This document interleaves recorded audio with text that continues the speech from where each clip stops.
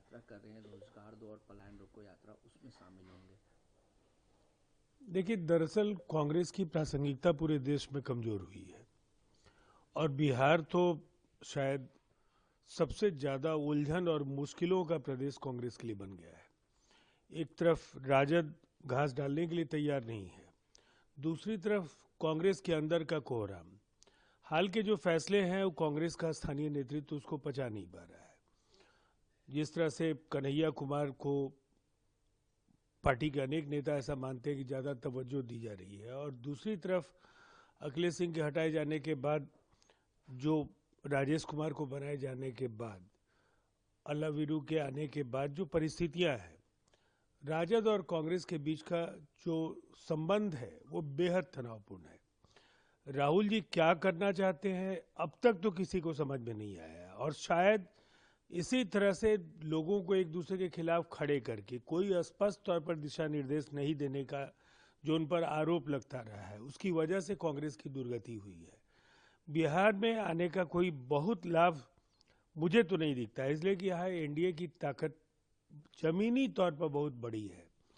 राजद खुद कमजोर हुआ है और निसंदेह कांग्रेस के लिए तो अस्तित्व संकट का दौर है। ऐसे में बिहार की जनता को राहुल जी से बहुत उम्मीदें नहीं है।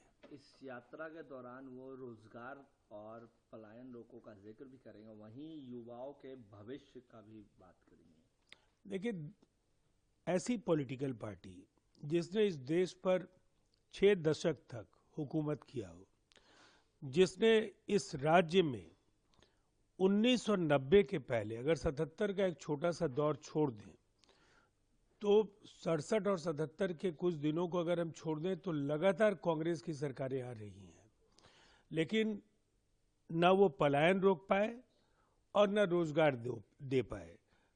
उनके तुरंत बाद लालू जी की हुकूमत, और उसमें तो बिहार का सर्वनाश हो गया। आज जो आंकड़े हैं, पता नहीं पलायन के आंकड़े वो कहां से लाते हैं। 2011 के बाद तो कोई जनगणना नहीं हुई है, लेकिन जो लेबर ब्यूरोज और अलग अलग राज्यों की रिपोर्ट है उसके हिसाब से पलायन बिहार से लगातार कम हो रहा है, इसलिए कि यहाँ नौकरियां हैं, रोजगार है।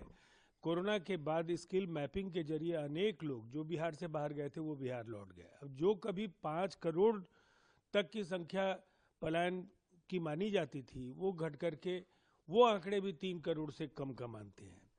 तो मुझे ऐसा लगता है कि एक तरफ नौकरियां 12 लाख नौकरियां, 38 लाख रोजगार और 92 लाख परिवारों को 2-2 लाख रुपए का आर्थिक सहयोग, जिन्हें आर्थिक दृष्टि से जातीय सर्वे के जरिए पिछड़ा माना गया है, वैसी स्थिति में यहाँ कांग्रेस की क्या दाल गली।